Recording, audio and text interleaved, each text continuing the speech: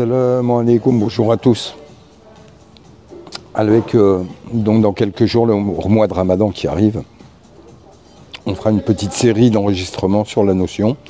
Et aujourd'hui, on va commencer par le rapport au jeûne, car le Coran, le Ramadan n'est pas que le jeûne. Le Ramadan, c'est un rapport au Coran, c'est un rapport aux autres, c'est un rapport à Allah, direct de consécration. C'est également un rapport de prise de conscience des grâces qui nous sont données matin et soir.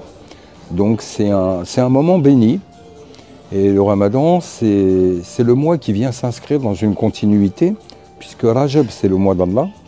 Sha'ban, c'est le mois du prophète, en lequel est descendue l'ordonnance divine sous forme de versets, de prier sur le prophète. Inna Allaha wa malaikatahu yusalluna ala an-nabi ya ayyuhalladhina amanu sallu alayhi wa sallimu taslima.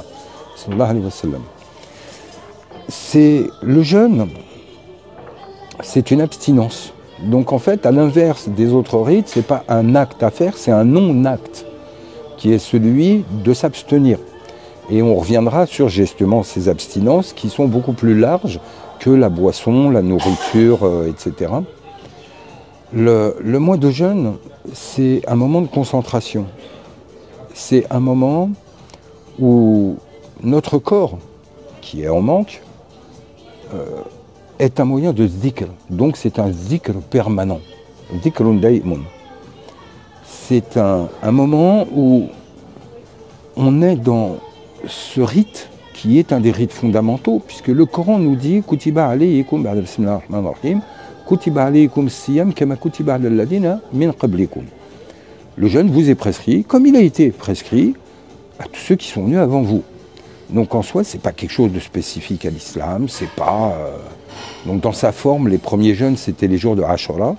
Et puis quand le mois de Ramadan est descendu à Médine, les jours de Ashura sont devenus nawafil, surérogatoires et non plus obligatoires. Donc cette notion de jeûne, on va la retrouver comme salat, ou zakat, ou le hajj, ou donc les rites fondamentaux, on les retrouve dans toutes les traditions. Donc en soi, le jeûne est un acte primordial, puisque c'est un rite primordial.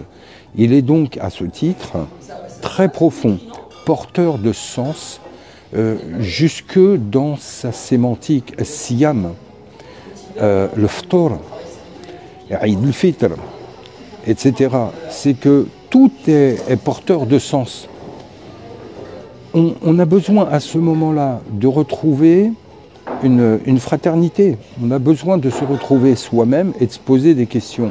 On a besoin de comprendre à travers le jeûne et la privation que rien n'est acquis, que rien n'est dû et que rien n'est banal. Qu'un bout de pain, c'est une rahma.